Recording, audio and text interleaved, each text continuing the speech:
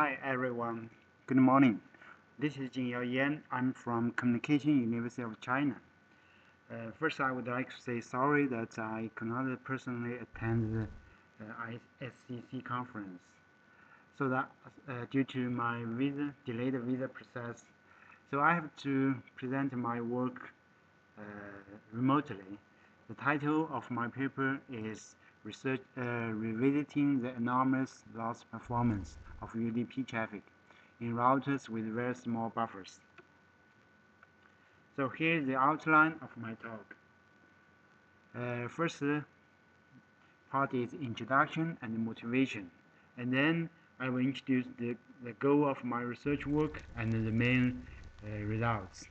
And then I would like to introduce the experimental results and the conclusion in the end. So why do we need a buffer? Why do routers need buffers? Basically, buffers in the internet route is to reduce packet loss by absorbing the transient burstness of traffic. So we know the traffic in the internet is bursting.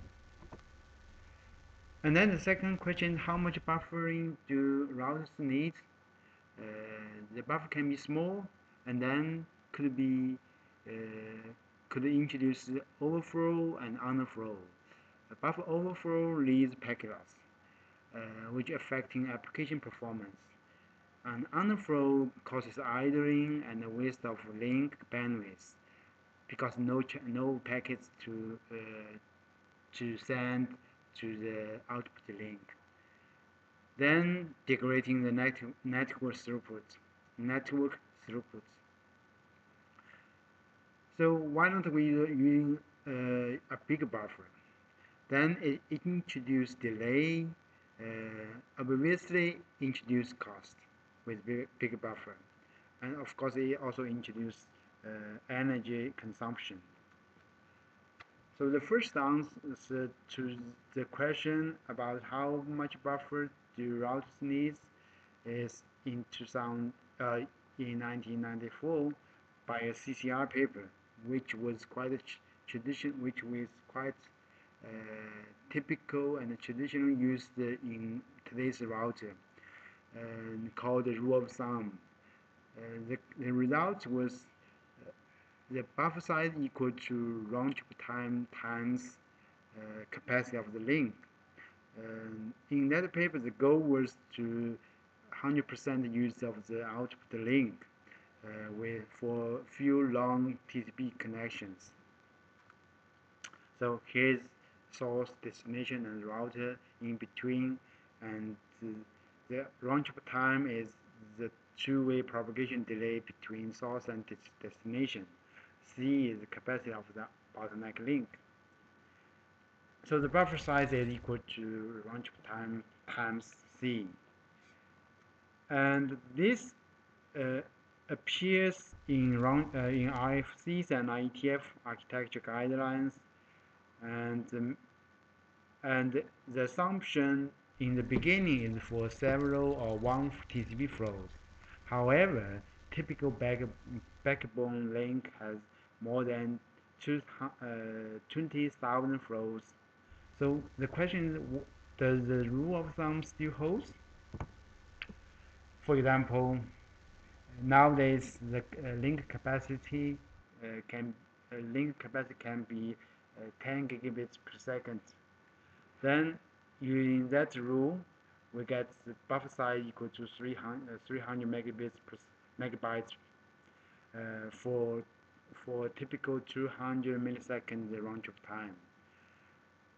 If we consider read and write 40 bytes per 32 nanoseconds, then it takes already very long. And how about 40 gigabits per second? Then use very fast RAM and always introduce cost and also difficulty in design of buffers. So here is the second answer to the question. was by Stanford researchers. So this, I call it small buffer rule. The buffer size equal to round trip time times capacity divided by square root of n. N is n, and the number of the flows in the backbone in the congestion control in the congestion link. The goal was near 100 to use 100% of near 100% of the link utilization. So this is in a second paper in 2004, and later another rule was proposed called tiny buffer. So the buffer size is, in that case, the buffer size is much smaller than the small buffer. The cost is utilization of the link is reduced to 80 to 90%.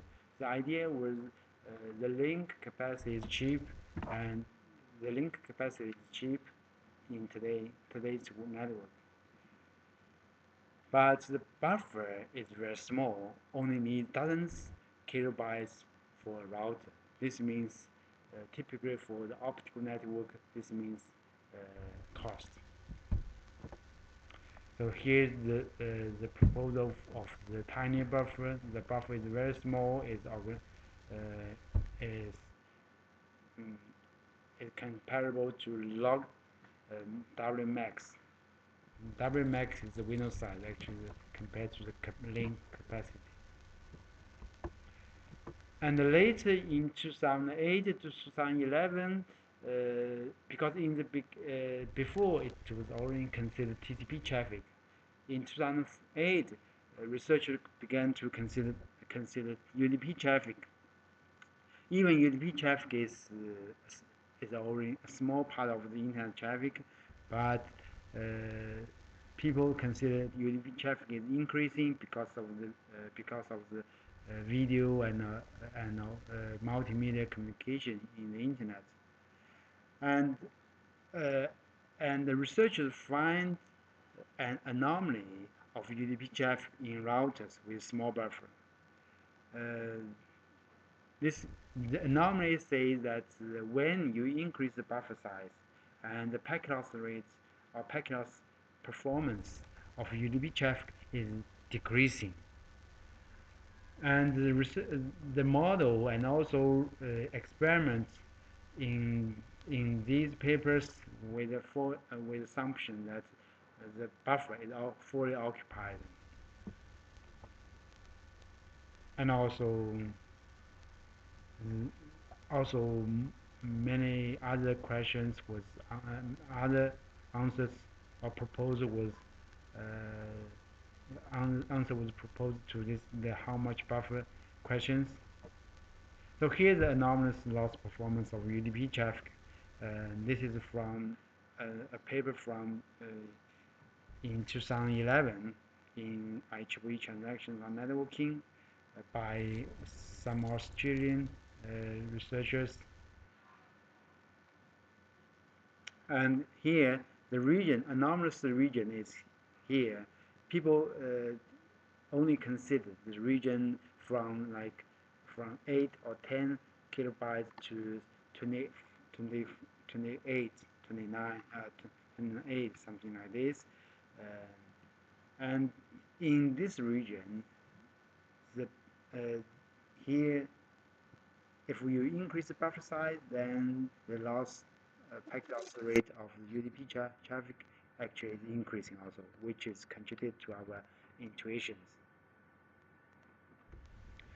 Okay, then in our research work, we try to examine previous buffer sizing proposal, because so many buffer sizing proposals were proposed, and they have different conditions and different assumptions, and indeed which one is practical in internet, and in which conditions these proposals holds. So, and the second goal is to analyze the impact of UDP anomaly on those applications, typically multimedia applications or web applications also. So the main result in this paper is we find the assumption in the previous work which buffers are fully occupied in bottleneck links does not hold. The second, the anomaly, and then the anomaly exists only in very congested networks. Actually, uh, actually, the anomaly is really unlikely appear in today's internet. The third result, we propose this very simple model to show that the loss rate of UDP traffic actually decreases as the buffer size increases. So this is actually a good news to network operators and also router designer because the backbone are typically low congested, not very congested at the most.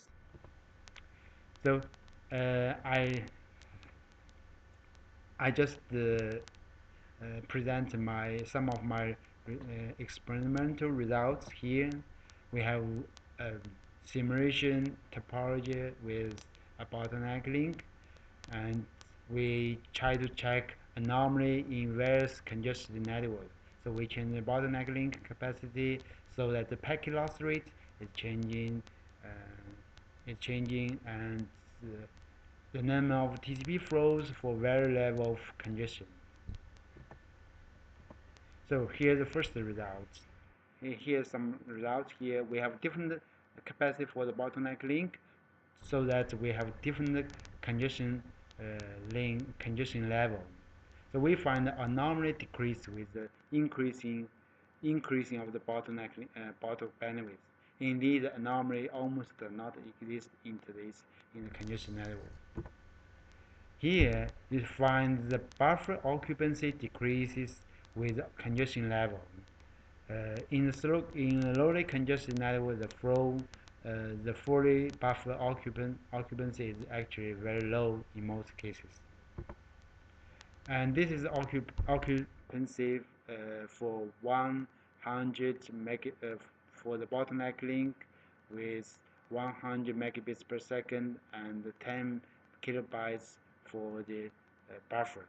You see the capacity for long time scale, then you see the buffer is occupied, but in the detail you see the buffer is actually most of the time are not full occupied.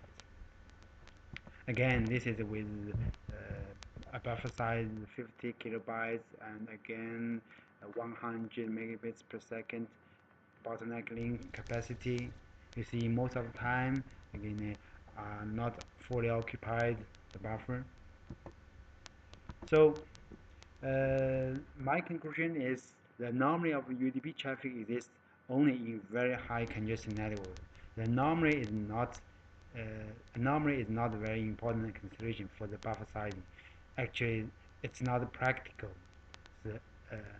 So the second finding we propose the full buffer assumption does not hold. The buffers are neither full nor empty most of the time during congestion. So we need a new model to explain the anomaly. Even this is not very important in our conclusion. So thank you very much for your attention. That's all. I'm ready for your questions.